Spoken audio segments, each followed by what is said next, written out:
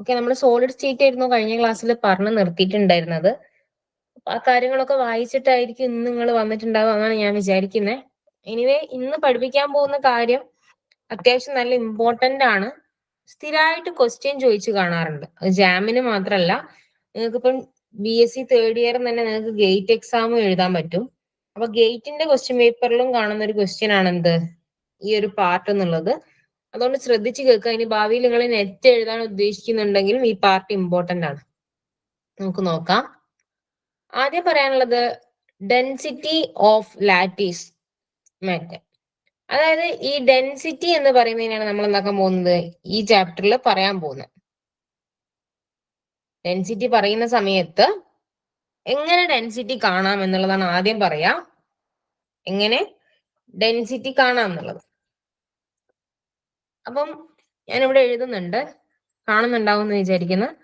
Density നമുക്കറിയാം, density എന്ന് പറഞ്ഞിട്ടുണ്ടെങ്കിൽ മാസ് ഡിവൈഡഡ് ബൈ വോളിയം എന്നാണ്. Mass divided by volume. Okay, അങ്ങനെ ആവുന്ന കേസിൽ നമ്മൾ സോളിഡ് സ്റ്റേറ്റിൽ ഇത് മാസ് ബൈ വോളിയം എന്നല്ല പറയാ. Density is equal to Z into capital M. അതായത് മോളാർ മാസ് ആണ് capital M. ZM by NaA cube എന്നാണ് ഇക്വേഷൻ പറയാ. ZM by NaA cube. അതായത് Z ഇൻറ്റു അറ്റോമിക് വെയിറ്റ്. നമ്മളിപ്പം ഓക്സിജൻ ആണെങ്കിൽ 16 പറയും. Na എന്ന് പറഞ്ഞിട്ടുണ്ടെങ്കിൽ അവഗാഡ്രോ നമ്പർ ആണെന്ന് പറയും. A ക്യൂബ് എന്ന് പറഞ്ഞാൽ നമ്മളുടെ വോളിയാണ്, യൂണിറ്റ് സെല്ലിന്റെ വോളിയം. നമ്മൾ കഴിഞ്ഞ ക്ലാസ്സിൽ പറഞ്ഞിട്ടുണ്ടായിരുന്നു, ഒരു യൂണിറ്റ് സെൽ എന്ന് പറഞ്ഞിട്ടുണ്ടെങ്കിൽ ഇങ്ങനെയാണ്. ക്യൂബിക് യൂണിറ്റ് സെൽ ആണെങ്കിൽ അതിന്റെ ഒരു സൈഡ് A ആണ് എങ്കിൽ ഇതിന്റെ വോളിയം എന്താ വരിക, A into A into A. ഹൈറ്റും ലെങ്ത്തും ഒക്കെ കൂടി A ആണെങ്കിൽ എന്ത് വരും, A into A into A അല്ലേ വരിക. അപ്പൊ A ക്യൂബ് വരും. അപ്പൊ നമ്മളുടെ ഇക്വേഷൻ എന്ന് പറയുന്നത് ZM divided by NaA cube is equal to density. Okay, നിങ്ങൾ ഈ പേജിലുള്ളത് എഴുതിയെടുത്തോ. പെട്ടെന്ന് ഇതൊന്ന് ഈ കാര്യങ്ങളൊക്കെ ഒന്ന് എഴുതിയെടുക്കുക. എന്നിട്ട് ഇത് വെച്ചിട്ട് ഞാൻ 2 പ്രോബ്ലംസ് പറയും. അത് നിങ്ങൾ ചെയ്ത് കഴിഞ്ഞാൽ പിന്നെ ഡെൻസിറ്റി നിങ്ങൾ എന്തായി അത്യാവശ്യം ക്ലിയർ ആയി. ആദ്യം ചെയ്യേണ്ടത് ഇതൊന്ന് എഴുതിയെടുക്കുക എന്നുള്ളതാണ്. അപ്പൊ നമ്മൾ ഇക്വേഷൻ എന്താണ്, ZM ബൈ NaA ക്യൂബ്. ഞാൻ വേണമെങ്കിൽ ഈ കളർ ഒന്ന് മാറ്റാം, നിങ്ങൾക്ക് കുറച്ചുകൂടി യെല്ലോ ലൈറ്റ്. യെല്ലോ ആണോ റെഡ് ആണോ നിങ്ങൾക്ക് കാണാൻ കുറച്ചുകൂടെ വൃത്തിയുള്ളത്? യെല്ലോയിലായിരിക്കും വിചാരിക്കാം ഞാൻ. എനിവേ, നിങ്ങളുടെ ക്വസ്റ്റ്യൻ ഞാൻ പറഞ്ഞുതരാം. ക്വസ്റ്റ്യൻ എഴുതിക്കോ. ഇങ്ങനെ ആയിരിക്കും കേട്ടോ ക്വസ്റ്റ്യൻ വരിക. അപ്പൊ ശ്രദ്ധിക്കേണ്ട വേറൊരു കാര്യം കൂടെ പറഞ്ഞുതരാം. ഇതിൽ നിങ്ങൾക്ക് density gram per ml gram per centimetre cube ഒക്കെ തന്നിട്ടുണ്ട്. അപ്പൊ ക്വസ്റ്റ്യൻ വരുമ്പോൾ എല്ലാത്തിനെയും എന്തിലേക്ക് ആക്കാൻ ശ്രമിക്കുക, നിങ്ങൾ SI യൂണിറ്റ്സിലേക്കോ അല്ലെങ്കിൽ എഡ്ജ് ലെങ്ത് ഇൻ സെന്റിമീറ്റർ എന്ന് കണ്ടോ ഇവിടെ. ഈ നിങ്ങളുടെ A എന്ന് പറയുന്നത് A equal to edge length ആണ്. യൂണിറ്റ് എന്താ കൊടുക്കേണ്ടത്, സെന്റിമീറ്ററിലാണ് കൊടുക്കേണ്ടത്, ഒരിക്കലും മീറ്ററിലല്ല. അത് ശ്രദ്ധിക്കണേ. എഡ്ജ് ലെങ്ത് ഇൻ സെന്റിമീറ്റർ എന്ന് ഇവിടെ പറഞ്ഞിട്ടുണ്ട്, ഇതാണ്ടോ എഡ്ജ് ലെങ്ത് ഇൻ സെന്റിമീറ്റർ. അത് നിങ്ങൾ ശ്രദ്ധിക്കണം. നമുക്കൊരു പ്രോബ്ലം ചെയ്താൽ ശരിയാവും. ക്വസ്റ്റ്യൻ നമ്പർ 1 ഇതാണ്. Edge length of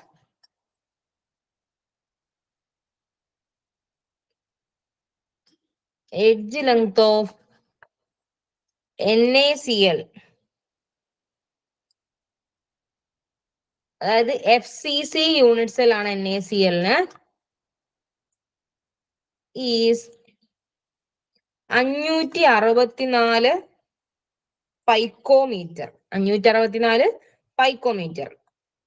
find density. Question simple ആണ്, നിങ്ങൾക്ക് ഇക്വേഷൻ മാത്രം യൂസ് ചെയ്താൽ മതി. എഡ്ജ് ലെങ്ത് ഓഫ് NaCl നിങ്ങൾ തന്നിട്ടുണ്ട്, ഇതിന്റെ ഡെൻസിറ്റി എത്രയാണെന്നാണ് നിങ്ങൾ ഫൈൻഡ് ചെയ്യേണ്ടത്. ഞാൻ ആദ്യത്തെ ക്ലാസ്സിലെ നിങ്ങളോട് പറയാറുണ്ടായിരുന്നു, നിങ്ങൾ ഗേറ്റ് കാൽക്കുലേറ്റർ എന്ന് പറഞ്ഞിട്ടുള്ള ഒരു കാൽക്കുലേറ്റർ ഉണ്ട്, അത് യൂസ് ചെയ്ത് ശീലിക്കണം എന്നൊക്കെ. എനിവേ, ഇന്നിപ്പോ ഡൗൺലോഡ് ചെയ്തത് ഇല്ലെങ്കിൽ നിങ്ങൾ എന്താക്കുക, ഫോണിലെ കാൽക്കുലേറ്ററിൽ ചെയ്യാം, അല്ലെങ്കിൽ നിങ്ങളുടെ സയന്റിഫിക് കാൽക്കുലേറ്ററിൽ ചെയ്യാം. ക്ലാസ് കഴിഞ്ഞതിന് ശേഷം നിങ്ങൾ ഗൂഗിളിൽ പോയിട്ട് ഗേറ്റ് കാൽക്കുലേറ്റർ എന്ന് അടിച്ചിട്ട് അതിൽ ചെയ്ത് ശീലമാക്കണേ. അല്ലാതെ നിങ്ങൾക്ക് ആ ഒരു എന്താ പറയാ യൂസ് ചെയ്തിട്ടുള്ള ഒരു സ്കില്ല് വരില്ല. അതുകൊണ്ടാണ്. എന്തായാലും പെട്ടെന്ന് ചെയ്തേത്. ഈ FCCന്റെ Z എത്രയാണ് അലീന? 4. 4ആണ്. Okay, very good. അപ്പം FCC ആണെന്ന് നിങ്ങളോട് പറഞ്ഞിട്ടുണ്ടെങ്കിൽ നിങ്ങൾക്ക് എന്ത് കിട്ടി? Z കിട്ടി. ഇനി നിങ്ങൾ കണ്ടുപിടിക്കേണ്ടത് M ആണ്, അഥവാ മോളാർ മാസ് എന്നുള്ളതാണ്. അപ്പം NaCl എന്നാവുന്ന സമയത്ത് Naന്റെ മോളാർ മാസ് എത്രയാണെന്നും Clന്റെ മോളാർ മാസ് എത്രയാണെന്നുള്ളത് നിങ്ങൾക്ക് അറിയണം. അതൊരു ഡിഗ്രി കഴിയുന്ന സ്റ്റുഡന്റിനെ സംബന്ധിച്ച് നമുക്ക് അറിയേണ്ട കാര്യമാണ്. എനിവേ അതെന്താണ്? 23 പ്ലസ് 35.5. അതായത് 23 എന്ന് പറയുന്നത് നമ്മളുടെ Naന്റെതും Clന്റെത് 35.5 ആണ്. അതായത് ടോട്ടൽ 58.5 ഗ്രാം പെർ മോൾ എന്ന് വരും. GMMന്റെ വാല്യൂ NaClന്റെ എത്രയാണ്? 58.5 ആണ്. 58.5 ഗ്രാം പെർ മോൾ ആണ്. നമുക്ക് കണ്ടുപിടിക്കേണ്ടത് എന്താണ്? ഡെൻസിറ്റി ആണ്. Density is equal to Z into M എത്രയാണ്? 58.5 divided by ZM by NaA³ അല്ലേ പറഞ്ഞിട്ടുള്ളത്. അപ്പൊ Na എന്ന് പറഞ്ഞിട്ടുണ്ടെങ്കിൽ എത്രയാണ്? അവഗാഡ്രോ നമ്പർ ആണ് Na. That is equal to 6.022 into 10⁻23 ആണെന്നുള്ളത് അറിയണം, അവഗാഡ്രോ നമ്പർ. A എന്ന് പറയുന്നത് ഞാൻ ഇവിടെ തന്നിട്ടുണ്ട് 564 പൈക്കോമീറ്റർ എന്ന്. 564 പൈക്കോമീറ്റർ ആണെന്ന് തന്നിട്ടുണ്ട്. അപ്പൊ നിങ്ങൾക്ക് അറിയേണ്ട ഒരു കാര്യമാണ്, മൈക്രോ എന്ന് പറഞ്ഞിട്ടുണ്ടെങ്കിൽ 10⁻⁻6 മീറ്റർ ആണ്. നാനോ എന്ന് പറഞ്ഞിട്ടുണ്ടെങ്കിൽ 10 മൈക്രോ നാനോ പിക്കോ എന്നാണ് സാധാരണ പറയാറുള്ളത്. മൈക്രോ നാനോ പൈക്കോ എന്നാണ് സാധാരണ പറയാറുള്ളത്. 10⁻⁹ മീറ്റർ ആണ് എന്ത്? നാനോ എന്ന് പറയുന്നത്. അടുത്തതാണ് നമ്മളുടെ പൈക്കോ എന്ന് പറയുന്നത്. That is equal to 10⁻12 metre ആണ്. അപ്പൊ സെന്റിമീറ്ററിന്റെ കേസിൽ വരുന്ന സമയത്ത് നമുക്ക് പൈക്കോ എന്ന് പറയുന്നത് എന്താണ്? 10⁻⁻8 സെന്റിമീറ്റർ ആയിട്ട് വരും. 10⁻⁻8 സെന്റിമീറ്റർ ആയിട്ട് വരും. അപ്പൊ നമുക്ക് നോക്കാം എങ്ങനെയാണ് വരുന്നത് എന്നുള്ളത്. ഞാൻ ഇതിന് എന്താക്കി എഴുതാന്നറിയോ? ഈ എന്ത് നമ്മളുടെ 564 പൈക്കോമീറ്റർ എന്നുള്ളതിനെ ഇവിടെ 10⁻⁻2 സെന്റിമീറ്റർ ആണ്. സോറി, -10. -2 എന്ന് എഴുതിയ -10 ആണ്. നമുക്ക് ഈ കൺവേർഷൻ അറിയണേ. 10⁻⁻10 സെന്റിമീറ്റർ ആണ് ഒരു പൈക്കോമീറ്റർ. ഓക്കെ, അപ്പൊ നമുക്ക് ഇവിടെ എന്ത് കൊടുക്കാം? 564 ഇൻറ്റു 10⁻⁻10 ഹോൾ ക്യൂബ് ആണ് എന്ത്? നമ്മളുടെ A³ എന്ന് പറയുന്നത്. That is equal to 4 into 58.5 divided by 6.022 into 10⁻23 എന്നുണ്ടാവും, ഇൻറ്റു 564 ഇൻറ്റു 10⁻⁻10 ഹോൾ ക്യൂബും. ഇത് ചെയ്താൽ നിങ്ങൾക്ക് ഫൈനൽ ആയിട്ട് കിട്ടുന്ന ആൻസർ എന്ന് പറഞ്ഞാല് 2.165 എന്നായിരിക്കും. 2.165 എന്നായിരിക്കും ആൻസർ. ഇത് ഗ്രാം പെർ സെന്റിമീറ്റർ ക്യൂബിലായിരിക്കും ഉണ്ടാവുക. ഗ്രാം പെർ സെന്റിമീറ്റർ ക്യൂബില്. പെട്ടെന്ന് എഴുതിയെടുത്തേ. ഇതിൽ എന്തെങ്കിലും മനസ്സിലാവാത്തുണ്ടോ? അതായത് നിങ്ങൾ ഈ കൺവേർഷൻ അറിഞ്ഞിരിക്കണം. മൈക്രോ നാനോ പിക്കോനെ എങ്ങനെ സെന്റിമീറ്ററിലേക്കും മീറ്ററിലേക്കും മാറ്റും എന്നുള്ളൊരു കൺവേർഷൻ നിങ്ങൾക്ക് അറിഞ്ഞിരിക്കണം. ആ കാര്യമാണ് നിങ്ങൾ ശ്രദ്ധിക്കേണ്ടത്. ഇത് നാനോ എന്ന് പറയുന്ന 10⁻⁻9 മീറ്റർ ആണെങ്കിൽ 10⁻⁻7 സെന്റിമീറ്റർ ആയിരിക്കും. ഇത് 10⁻⁻6 മീറ്റർ ആണെങ്കിൽ ഇത് 10⁻⁻4 സെന്റിമീറ്റർ ആയിരിക്കും. ആ കാര്യങ്ങളൊക്കെ ഓർത്ത് വെക്കുക. പെട്ടെന്ന് എഴുതുക, എന്നിട്ട് എന്നെ ഇൻഫോം ചെയ്യാട്ടോ. ഓക്കെ, അടുത്ത ക്വസ്റ്റ്യൻ ഇതാണ്. Question number 2.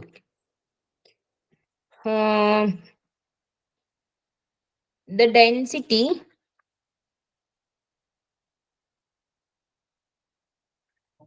density of chromium is 7.2 gram per cent.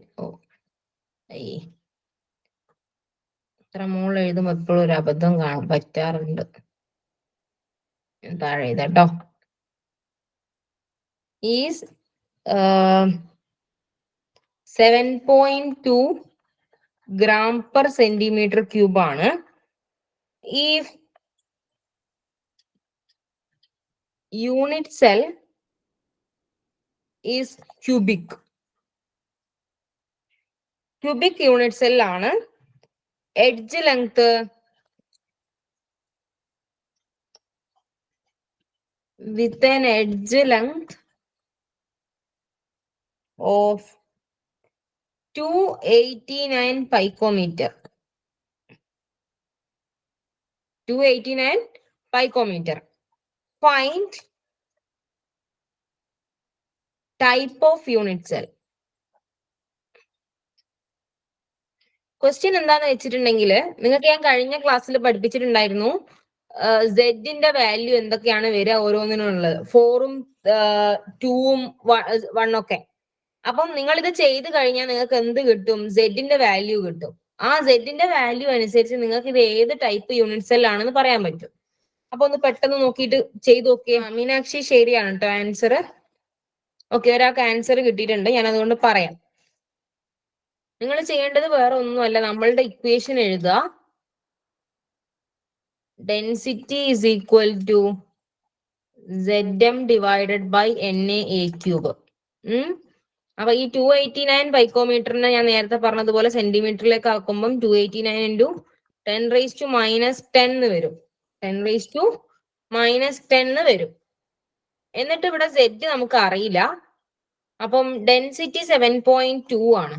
So 7.2 is equal to Z into M. നിങ്ങൾക്ക് അറിയണം ക്രോമിയത്തിന്റെ മാസ് നമ്പർ എത്രയാണെന്നുള്ള കാര്യം നിങ്ങൾക്ക് അറിയണം. ഓക്കെ, അതൊരു ഇമ്പോർട്ടന്റ് ആയിട്ടുള്ള കാര്യമാണ്. ക്രോമിയത്തിൻ്റെത് 52 ആണ് കേട്ടോ. ക്രോമിയത്തിന്റെ മാസ് എന്ന് പറയുന്നത് 52 ആണ്, GMM മോളാർ മാസ്. NA എന്ന് പറഞ്ഞാൽ 6.022 ഇൻറ്റു 10⁻⁻23 ആണ്. A ക്യൂബ് പറയുമ്പോൾ നമ്മളുടെ ആര് വരും? 289 ഇൻറ്റു 10⁻⁻10 ഹോൾ ക്യൂബ് വരും. 10⁻⁻10 ഹോൾ ക്യൂബ് വരും. അപ്പൊ ഇനി ഞാൻ സെഡിനെ മാത്രം ഇപ്പുറത്തെ സൈഡിൽ വെക്കുകയാണ്. Z is equal to 7.2 into 6.022 into 10⁻⁻23 into 289 into 10⁻⁻10 whole cube whole divided by 5.2. 5.2 അല്ല, 52.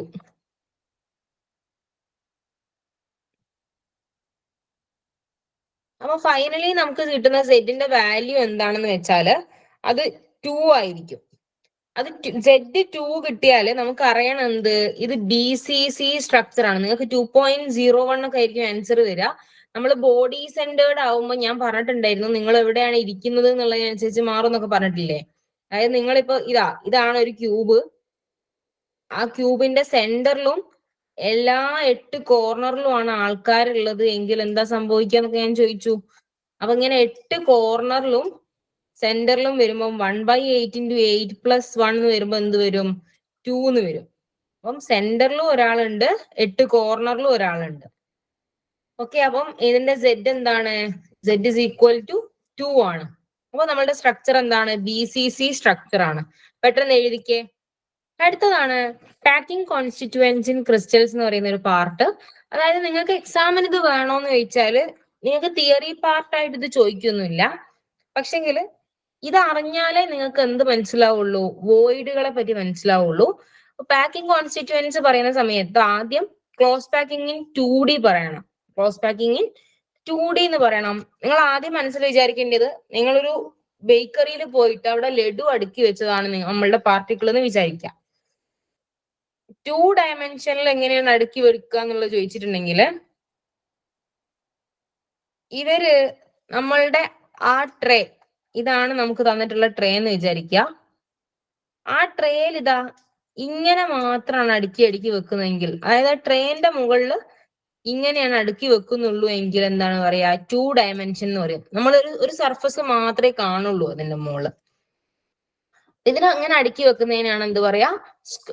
ക്ലോസ് പാക്കിംഗ് ഇൻ 2D എന്ന് പറയാം. 2 dimension close packing. 2D close packing. അപ്പൊ ഈ 2D ക്ലോസ് പാക്കിങ്ങിലുള്ള രണ്ട് ടൈപ്പുകളാണ്. ഒന്ന് സ്ക്വയർ ക്ലോസ് പാക്കിങ്ങും ഒന്ന് ഹെക്സഗണൽ ക്ലോസ് പാക്കിങ്ങും.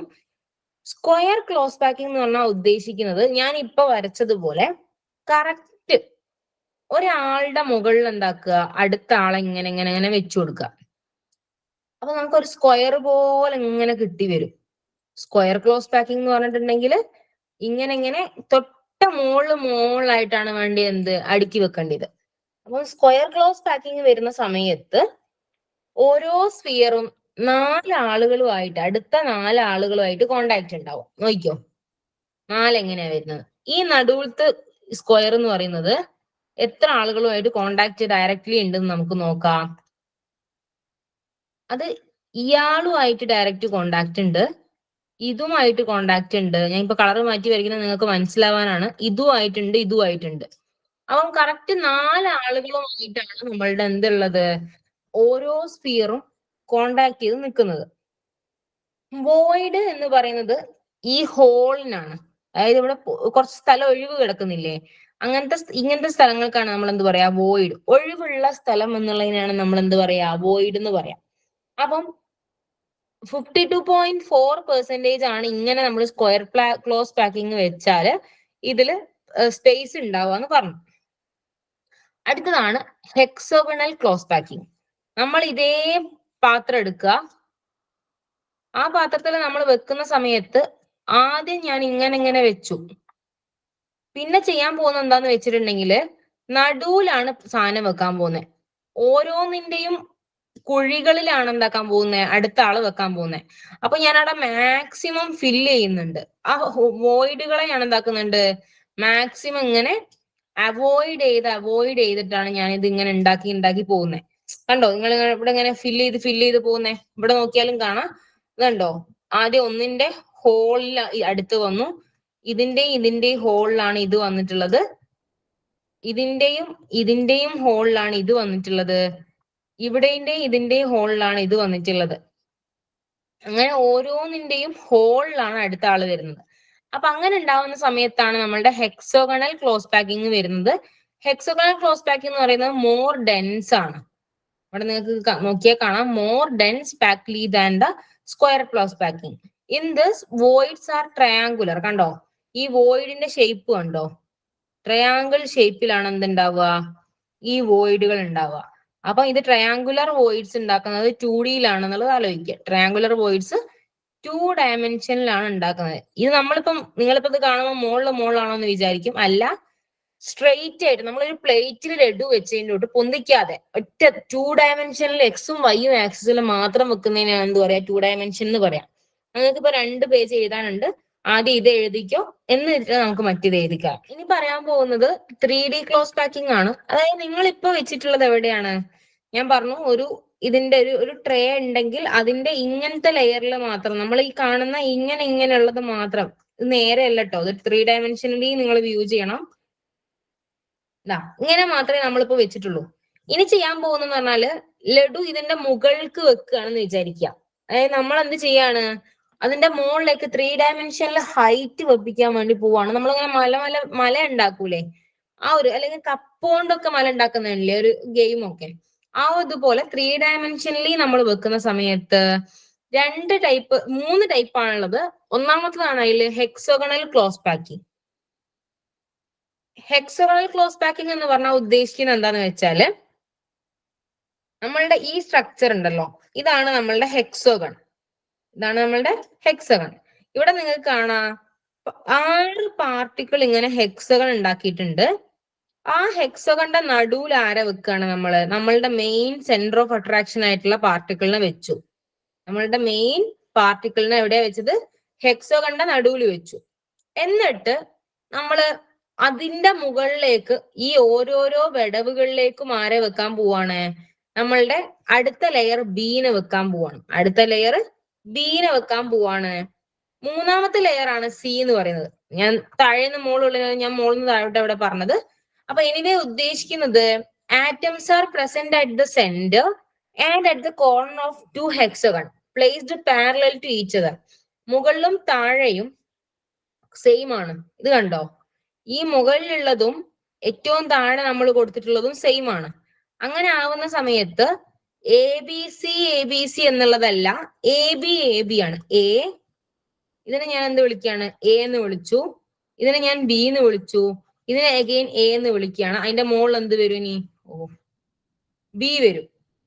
അതായത് ഉദ്ദേശിക്കുന്നത് നിങ്ങൾ ആദ്യം ഹെക്സഗണൽ ലെയർ വെക്കും, എന്നിട്ട് അതിന്റെ മുകളിൽ 3 ആളുകളിൽ അടുത്ത ലെയർ വെക്കും, പിന്നെയും നമ്മൾ എന്ത് ചെയ്യും? 6 നടുവിൽ ആളുള്ളതായിട്ടുള്ള 3ാമത്തെ ലെയർ വെക്കും, അഗെയിൻ പച്ച ലെയർ മുകളിൽ വരും. അതിങ്ങനെ കണ്ടിന്യൂ ചെയ്തു പോവും. അപ്പൊ ഇവര് പറയുന്നത് 6 ഫോൾഡ് ജോമെട്രി ആണ് ഇതിന് ഉണ്ടാവുക. നിങ്ങൾ ഇവിടെ കണ്ടില്ലേ ഈ സ്ട്രക്ചറിൽ ബ്ലൂ കളറിൽ വന്നിട്ട് എന്താക്കാണ് ഇവിടെ എങ്ങനെയാ വരുന്നത് എന്നുള്ളത്. അപ്പം 6 ഫോൾഡ് ജിയോമെട്രി ആണുള്ളത്. എ ബി ടൈപ്പ് ആണ് നമ്മളുടെ ഹെക്സഗണൽ ക്ലോസ് പാക്കിംഗ്. ഇതും കൂടെ ഒന്ന് എഴുതിക്കേ. അടുത്തത് പറയാനുള്ളതാണ് cubic close packing. Cubic close പാക്കിങ്ങിൽ പറയുന്നത് നേരത്തെ നമ്മൾ പറഞ്ഞതിന്റെ വ്യത്യാസമായിട്ട് ഇവിടെ കണ്ടോ ഈ സാധനം എ ബി സി എന്നുള്ളത് പോലെ sphere of fourth layer will be corresponding to that of first layer. ഈ ഫോർത്ത് ലെയർ എന്ന് പറയുന്നത് ഇത് എന്താണ്? നമ്മളുടെ ഫസ്റ്റ് ലെയറിന് കറസ്പോണ്ടിങ് ആണ് വരിക. അപ്പൊ ഇത് എ ബി സി ടൈപ്പ് തന്നെയാണ് നമ്മൾ എന്ത് പറയാ? ക്യൂബിക് ക്ലോസ് പാക്കിംഗ് എന്ന് പറയാം. അപ്പൊ ക്യൂബിക് ക്ലോസ് പാക്കിംഗ് ആണെങ്കിൽ എ ബി സി ടൈപ്പ് ആയിരിക്കും. പിന്നെ ഒരു കാര്യം ശ്രദ്ധിക്കുക, ചില ആൾക്കാരുണ്ട് ഇത് റിപ്പീറ്റേഷൻ അങ്ങനെ ചോദിക്കാൻ, എന്താണ് ക്യൂബിക് ക്ലോസ് പാക്കിംഗ് എന്ന് ചോദിക്കും. എന്നിട്ട് നിങ്ങളോട് പറഞ്ഞുതരും ABCCBA ഇങ്ങനെയൊക്കെ തരുന്ന ആൾക്ക് ഓപ്ഷൻസ് വരും. അപ്പൊ നിങ്ങൾ ശ്രദ്ധിക്കുക, ആദ്യം ABC ആണ് വന്നതെങ്കിൽ അടുത്തതും ABC വന്നാലാണ് നമുക്ക് ആ റിപ്പീറ്റേഷൻ ഉണ്ട് എന്നുള്ളത് പറയാൻ പറ്റുള്ളൂ. അപ്പം നിങ്ങൾ ഒരു ക്ലോസ് പാക്കിംഗ് പറയുമ്പം അവിടെ എങ്ങനെയാണ് ക്ലോസ് പാക്കിംഗ് വരുന്നത് എന്നുള്ളത് ആദ്യം ആലോചിക്കുക. അതായത് നമുക്ക് ആ റിപ്പീറ്റേഷൻ വരണം. ആദ്യം ഒരു പാർട്ടിക്കിൾ വെച്ചു, ഒറ്റ പാർട്ടിക്കിൾ ആണ് വെച്ചതെങ്കിൽ പിന്നെ അതിന്റെ മുകൾക്ക് നമ്മൾ എന്താണ് അറേഞ്ച് ചെയ്യുന്നത് എങ്ങനെയാണെന്നുള്ളത് ആലോചിക്കുക. അങ്ങനെയാണ് ഇത് വലുതായി വരുന്നത്. അപ്പൊ ഇനി ക്യൂബിക് ക്ലോസ് പാക്കിങ്ങിൽ നിങ്ങൾ പഠിക്കേണ്ട ഒരു കാര്യം എ ബി സി ആണെന്ന് മനസ്സിലാക്കുക. അതിൽ ഒക്ടാഹെഡ്രൽ വോയിഡും ടെട്രാഹെഡ്രൽ വോയിഡും ഉണ്ട്. അപ്പൊ 2 ടൈപ്പുള്ള വോയിഡ് ആണുള്ളത്, ടെട്രാഹെഡ്രലും ഒക്ടാഹെഡ്രലും. അതിൽ എനിക്ക് പറയാനുള്ള ഒരു ഇമ്പോർട്ടന്റ് കാര്യമുണ്ട്. നിങ്ങളുടെ പാർട്ടിക്കിളിന്റെ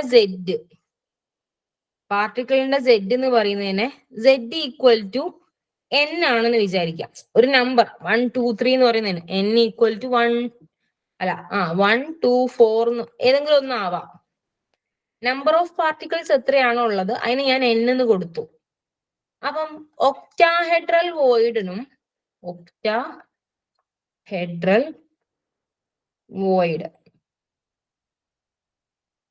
ഇത് ടെട്രാഹെഡ്രൽ വോയിഡ്. ടോട്ടൽ വോയിഡ്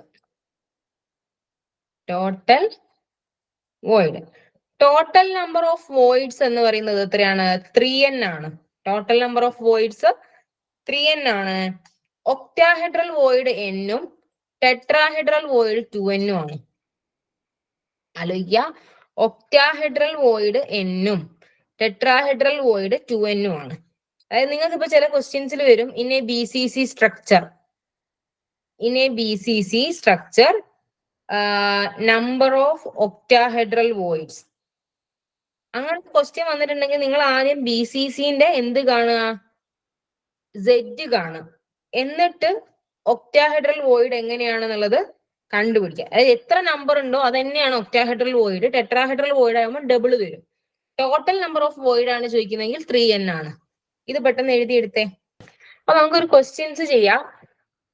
ഇന്ന് വരെ എടുത്തിട്ടുള്ള കാര്യത്തിലുള്ള ഒരു 1-2 ക്വസ്റ്റ്യനും കൂടെ ചെയ്യാനുള്ള സമയം ഉണ്ടെന്ന് ഞാൻ വിചാരിക്കുകയാണ്. നിങ്ങൾ ക്വസ്റ്റ്യൻ എഴുതിക്കോ. ക്വസ്റ്റ്യൻ നമ്പർ 3 അല്ലേ ഇന്നത്തെ? നിങ്ങൾ കഴിഞ്ഞ ക്ലാസ് പഠിച്ചിട്ടുണ്ടെങ്കിൽ നിങ്ങൾക്ക് ഇത് പെട്ടെന്ന് ആൻസർ ചെയ്യാൻ പറ്റും. A equal to B not equal to C, alpha equal to beta equal to gamma equal to 90 ആണെങ്കിൽ ക്രിസ്റ്റൽ സിസ്റ്റം ഏതാണ്?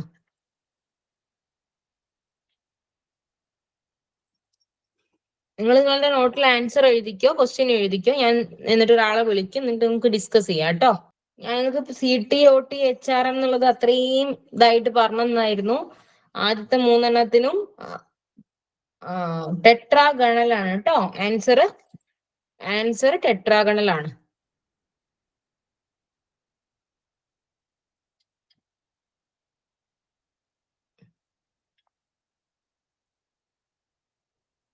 ഓക്കെ, അടുത്തൊരു ക്വസ്റ്റ്യനും പറയാം.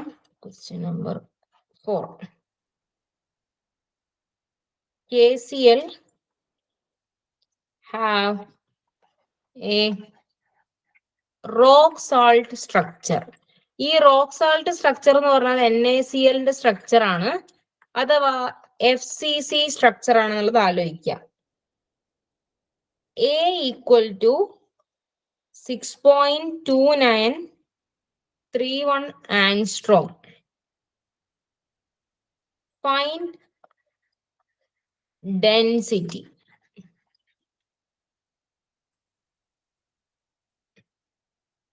KClന് ഈ FCC ലാറ്റിസിലുള്ള റോക്ക് സാൾട്ട് സ്ട്രക്ചർ ആണ് ഉള്ളത്. അങ്ങനെയാണെങ്കിൽ അതായത് എഡ്ജ് ലെങ്ത് നിങ്ങൾക്ക് തന്നിട്ടുണ്ട്, അതിന്റെ ഡെൻസിറ്റി എത്രയാന്നുള്ളത് കണ്ടുപിടിക്കണം. ക്വസ്റ്റ്യൻ പെട്ടെന്ന് എഴുതി ചെയ്യാനാവുന്നുണ്ടോ നോക്കിയേ. ആംസ്ട്രോം കൺവേർട്ട് ചെയ്യണോ എഡ്ജ് ലെങ്ത്? എഡ്ജ് ലെങ്ത് ആംസ്ട്രോമിനെ നിങ്ങൾ സെന്റിമീറ്ററിലേക്ക് മാറ്റണം, അല്ലാതെ units correct ആവില്ലല്ലോ.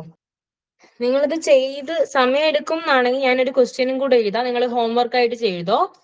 Question number 5. Density of CaF2 calcium ഫ്ലൂറൈഡിന് ഞാനിവിടെ ഒരു സാധനം പറയുന്നുണ്ട്, ഫ്ലൂറൈറ്റ് സ്ട്രക്ചറുകൾ ഞാൻ പഠിപ്പിച്ചിട്ടില്ല എന്ന് നിങ്ങൾക്ക് അറിയാം. പക്ഷെ നിങ്ങൾ ചെയ്യേണ്ട എന്താന്ന് വെച്ചാൽ ഈ ഫ്ലൂറൈറ്റ് സ്ട്രക്ചറിന്റെ Z എത്രയാണെന്ന് നിങ്ങൾ നോക്കി പഠിക്കണം. കാരണം എല്ലാം ഞാൻ പറയാന്നുള്ളതല്ല, ഞാൻ അടുത്ത ക്ലാസ്സിൽ ഞാൻ ഇത് പറയും. Is 3.18 gram per centimeter cube. The length of a side, അതായത് എഡ്ജ് ലെങ്ത് എത്രയാണെന്നുള്ളതാണ് ക്വസ്റ്റ്യൻ. The edge length.